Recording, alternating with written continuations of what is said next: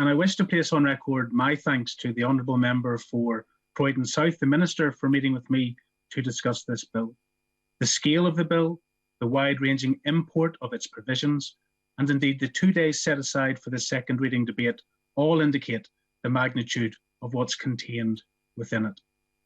Firstly, I wish to indicate my support for the provisions that directly apply to Northern Ireland.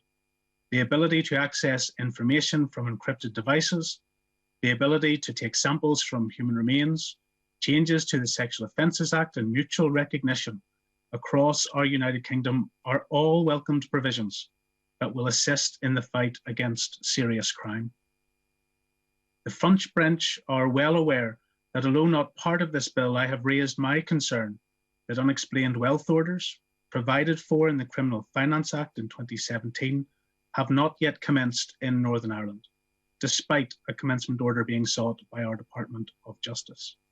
With paramilitarism and organised crime still impacting significantly in Northern Ireland generally, and in my constituency of East Belfast particularly, we need to see immediate progress on this issue. I'm prepared to table amendments to this bill if necessary, though I am somewhat assuaged that progress may come in the next week or two. I would therefore be extremely grateful if confirmation from the dispatch box could be given of that this evening. Separately, the House is well aware of the strength of feeling following the abhorrent murder of Sarah Everard. I'm therefore pleased that this bill will increase the time served in prison from half to 2/3 of a sentence as a minimum for the most serious sexual offences. It will bring in provisions on abuse of positions of trust and enact Kay's law with greater protections linked to pre-charge bail.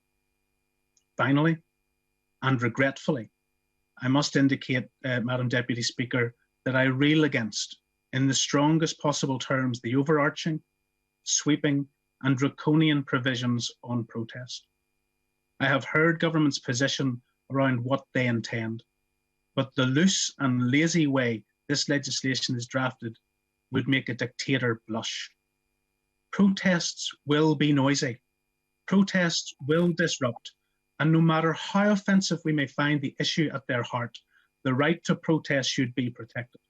Unless we wish to proceed with societal constraints that only permit graceful, genteel and humble protest, I would urge the government to indicate that they accept the strength of feeling on this issue, that they will work with colleagues across the House to significantly amend these provisions, and that they will not proceed without publishing guidance underpinned by statute on the operative implications. Madam Deputy Speaker, in finishing, may I just wish you and all colleagues a happy St. Patrick's Day for tomorrow.